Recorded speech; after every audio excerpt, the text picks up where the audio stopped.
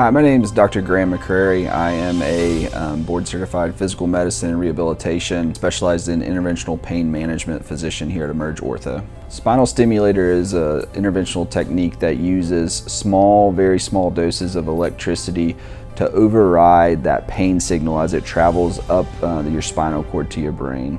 Spinal stimulators use very low doses of electricity many times at a level where you can't even feel it working to override the pain signals before your brain hears them.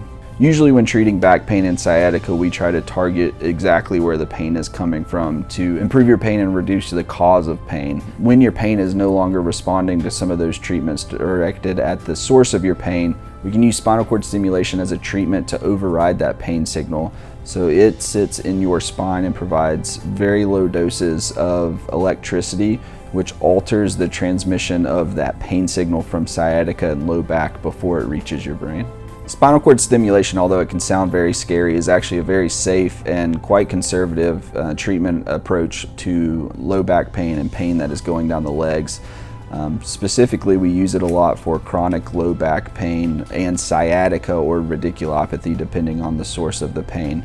It can also be commonly used for things like CRPS or a sympathetic mediated pain syndrome, diabetic peripheral neuropathy, phantom pain after amputations.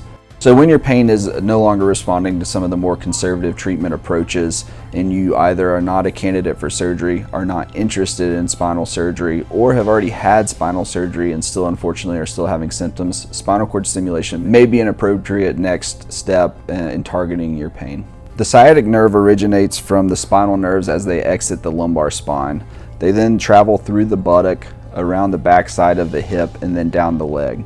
Spinal cord stimulation utilizes these tiny little metal electrodes placed in the spine to deliver those very small electrical impulses targeted at the direct area of your pain. Hotspots are typically found in the buttock, the side of the hip, and then depending on which level of the lumbar spine the pain is coming from, it can affect specific regions of your leg. So spinal cord stimulators have come a long way over the past years. Most are now completely MRI compatible or MRI friendly.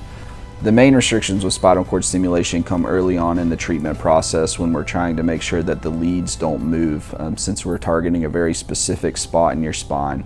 So we advise people to try and avoid heavy lifting, twisting, and bending for the first number of weeks after a spinal cord stimulator is placed. Once your incisions have healed from the placement of the spinal cord stimulator, you are pretty much free to resume activity as you would like. The goal of spinal cord stimulation is to get you back being active. So whether that's swimming, playing golf, pickleball, whatever it may be, those are all encouraged once that initial healing phase is completed.